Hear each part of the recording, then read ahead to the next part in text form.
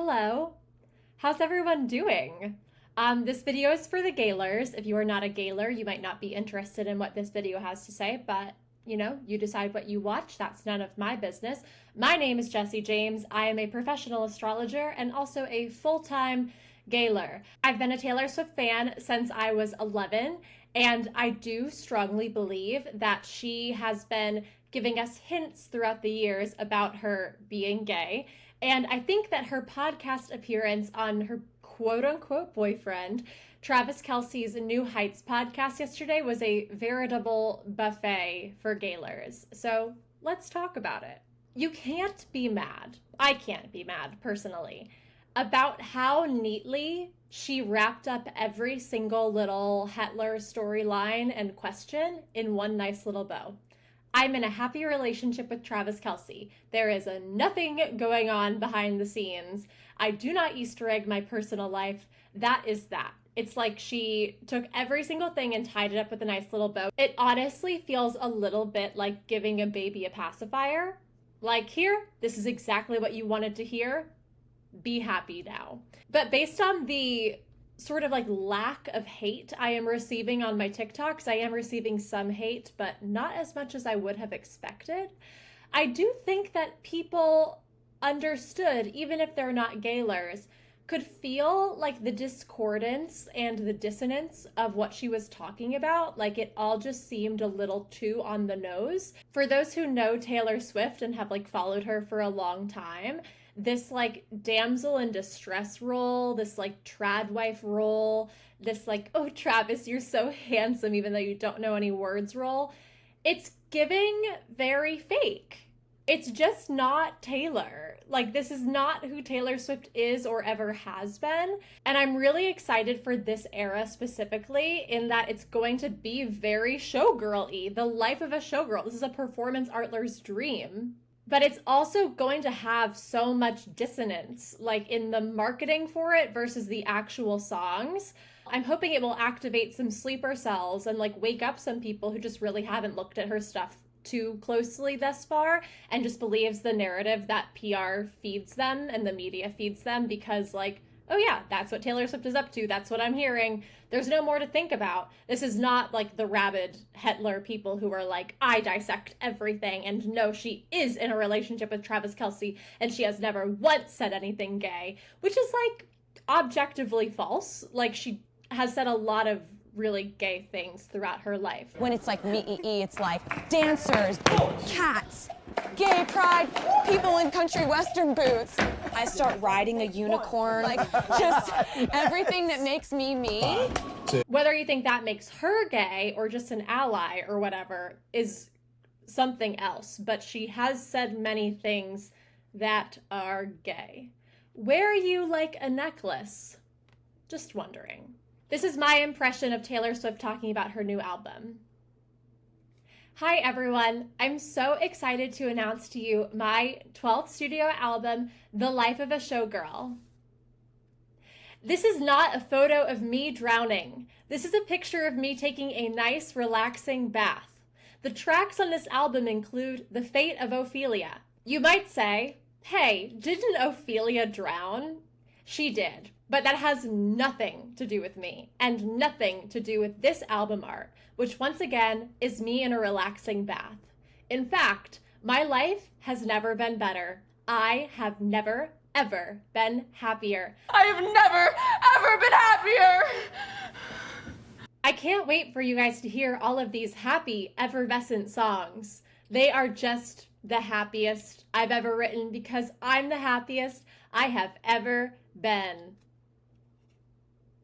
Thank you. I can show you lies.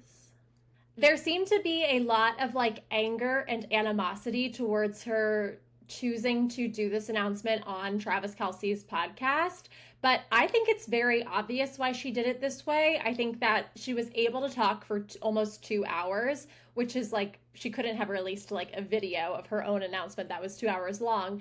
And if she couldn't talk for 2 hours, she couldn't add in all of these Easter eggs and like just random lines that, were just fun conversation, but there were so many cuts in this video. It was like obviously very heavily edited. And some random topics of conversation in particular. They go on like a 2-minute tangent about how Travis really wants a wild otter. All I really use the internet for is sourdough and when Travis shows me videos of otters on his Instagram algorithm. It's an interesting animal. I want a wild otter so bad. I just want to like find these little creatures. Yeah, he doesn't. Be friends with them. He wants. Okay. Otters, if you are not acquainted, are a very well-known name for a type of gay man. And, you know, Jason's on there going, I love otters. Definitely. Sure. You go, king. Yeah, there was absolutely no reason for him to say that other than being gay. Yeah, that is just simply the type of thing that we wouldn't have gotten in some sort of like normal album announcement. Think that's pretty clear. Taylor also started randomly talking about scissors. She was talking about how Twitter used to be, and she was like, you know, I used to tweet, I need scissors to open this package of scissors, which is like benign, you know, if you're a casual observer, just like, oh yeah, she's talking about what she used to tweet. But scissors specifically, Taylor Swift, who we've known to wear jewelry of scissors, matching jewelry of scissors with girls who are definitely just her friends and nothing more. Interesting. She also does this, which is the sign language for the word lesbian. And if you're just like doing like a scratching your chin thing, it's usually more like this. Like this is what I would naturally do. This is a choice. That one's a choice. Taylor also goes on quite a long rant about being obsessed with making sourdough. She's like, 60% of my time is spent talking about bread these days, which I was reminded by one of my friends on TikTok ties into the Jane Wickline sketch from SNL, where she's like, well, a lot of people on the internet like to start these juicy rumors about whether pop stars are gay.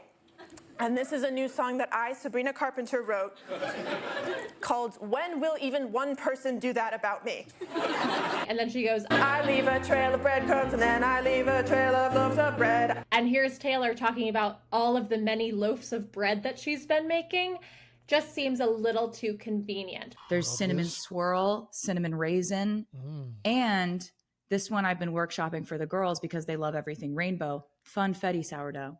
But this did have me realize the way Jane Wickline phrases this. She's like, I'm a huge Sabrina Carpenter fan, so I'm actually going to sing a song as her. Oh, so you'll be doing like a Sabrina Carpenter impression? No. I can't look or sound like her. She's completely perfect. So you sing a song like in her style? No. But for the purposes of this song, I am her. But for the purposes of this song, I am Sabrina Carpenter.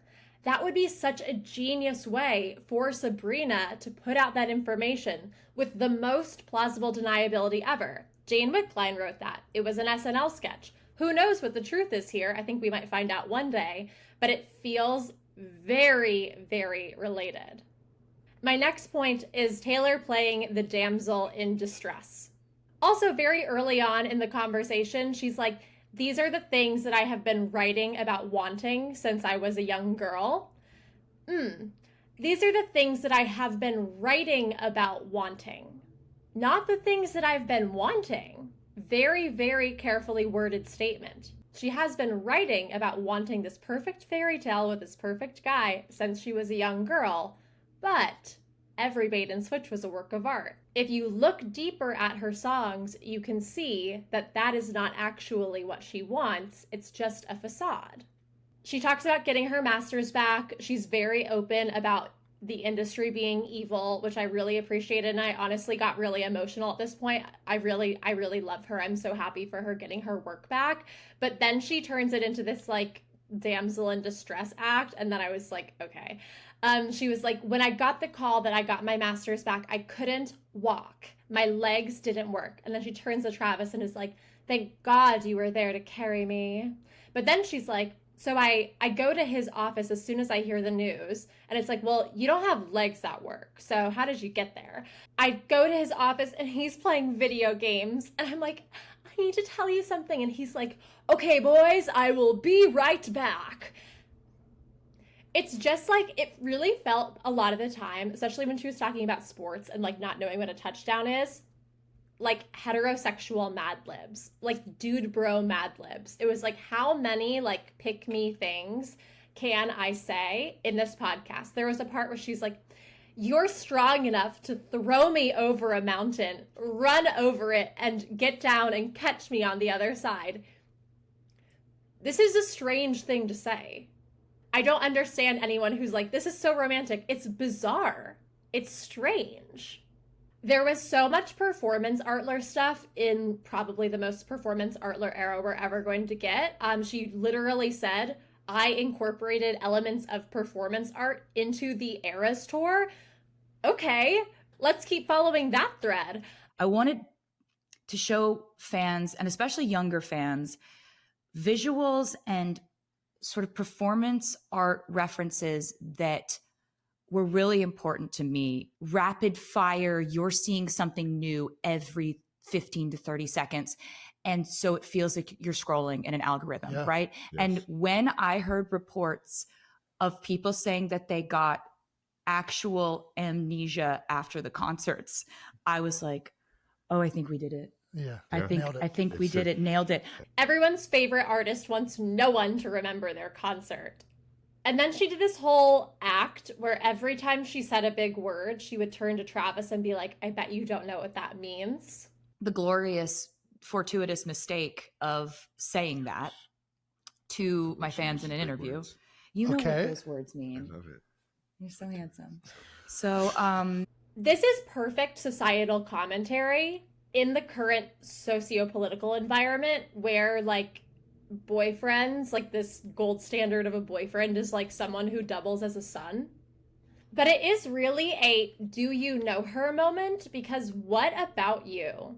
What part of you thinks that Taylor Swift, who has a Capricorn Mercury and an Aquarius Venus, wouldn't want to date or like have a life partner, a romantic life partner, marry, have a kids with, etc., someone who is not her intellectual equal? I think that might have been a double negative, but you understand what I mean. Taylor Swift, the woman who has read the most books, every single book of gay poetry ever published, every word in the dictionary, I assume she knows. I assume she's read that cover to cover. Why do you think that her idea of a perfect life partner is someone who doesn't read? Elements of musical theater, Broadway, ballet, scenery that you would see in an opera, Who thinks like this? I was about to say, I watched the whole tour. I just thought it was amazing. I didn't know this. And I'm not making any claims about Travis's intellectual capabilities. Like, I understand there might be a learning disability. CTE is literally sinister and like so evil. Nothing about Travis. I don't like hate him. I really want him to be with Ross. We'll get back to that. But Taylor Swift wants to be with, I assume, someone who is also a big reader, who she can speak with and not be like, I bet you didn't even understand what that one meant. Like, that was just very strange. But back to Ross. Taylor brings up Ross out of nowhere. She's like, I remember using like Ross was like, Ross is so tall and so broad that it's like that helps a lot. And then just you have a lot of big, tall friends like Ross. I was dying. He just goes, Ross. I'll put the clip here. His face is just priceless. I'm obsessed with them. All I want is for like Travis and Ross to be able to be publicly boyfriends because I love them so dearly. And this was another thing about like people being like, I can't believe she's doing this on Travis's podcast. This is so much bigger than Taylor Swift. Like, the NFL and male pro sports in general are such a homophobic industry. There's like 0 out players right now. I think there's 0 out players who are actively on teams. I know there's at least one openly bisexual player who's like a floater. I don't know sports, so I don't know if these are the right words at all. Taylor Swift on her podcast, I know nothing about sports. What is a touchdown? Sports are gay. Like you all know that, right? Like sports are really gay. That field with all those men in like really tight little pants with really tight little butts, all the smacking and the dancing and the tackling and the locker rooms, like that is gay culture.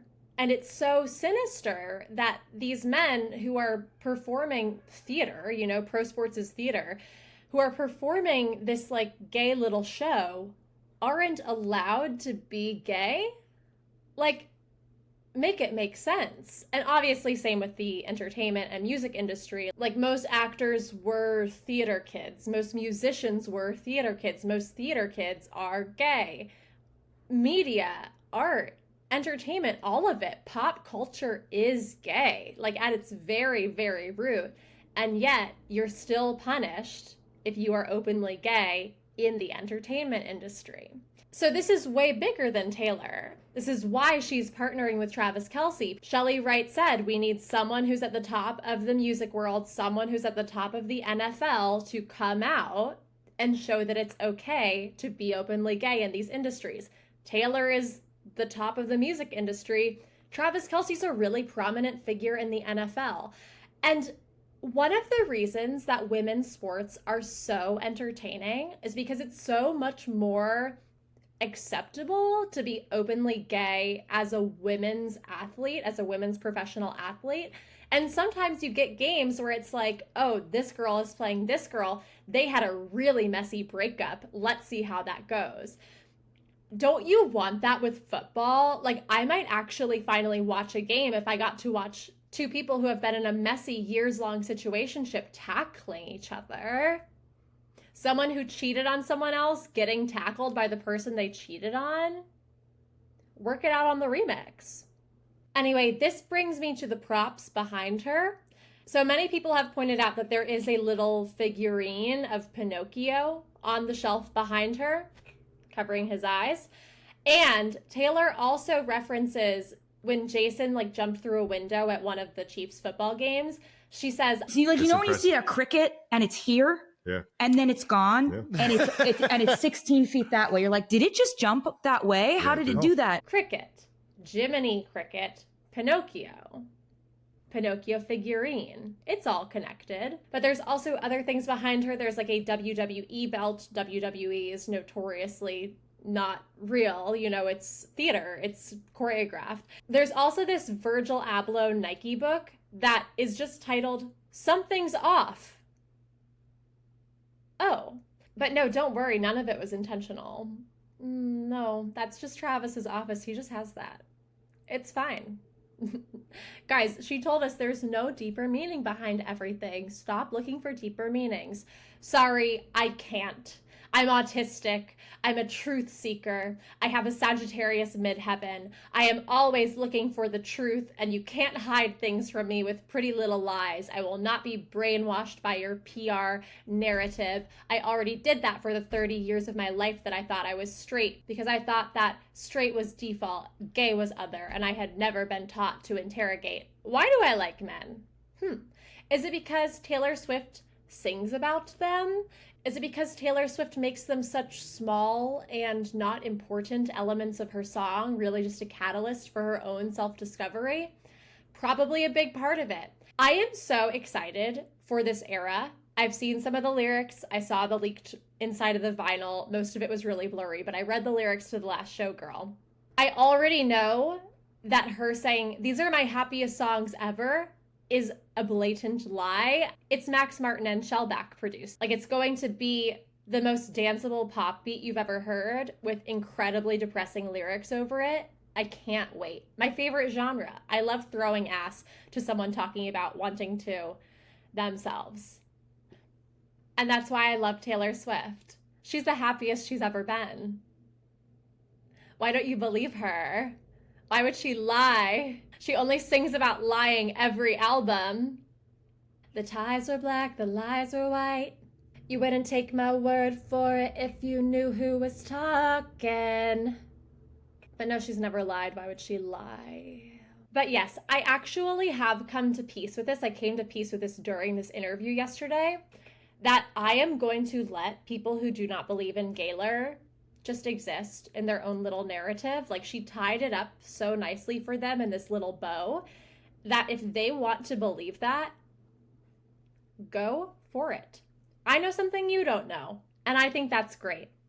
Anyway, I'm incredibly excited to see what gay chaos this era brings. I will be making videos analyzing the song lyrics after they come out, music videos, etc. This is my first album release as a Gaylor. I became a Gaylor in November of last year, and her last album came out in April of last year. So I am fully on board. I'm on deck. I am ready. I am sat. I have snacks. I am ready to go, and I hope you are too, because we are in for a wild ride. Anyway, my name is Jessie James. I am a professional astrologer. This video was not about astrology, but most of my other ones are, if that's something that you're interested in. I also have a weekly pop culture astrology podcast called Popstrology, which you can access here and on Spotify. I have done a full episode that I'll link here about why I think Taylor Swift is gay, all of the many reasons. And I've also done an episode about Taylor Swift's astrology specifically. And my episode for next week is going to be the synastry of Taylor Swift and Carly Kloss. So get it? Melrose.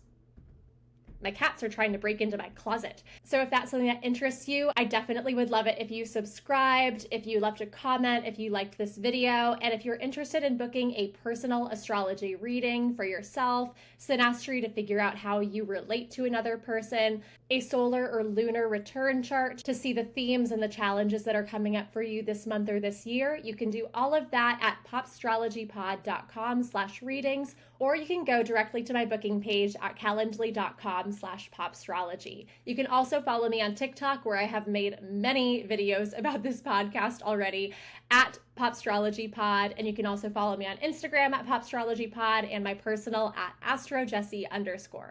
Anyway, I love you so much.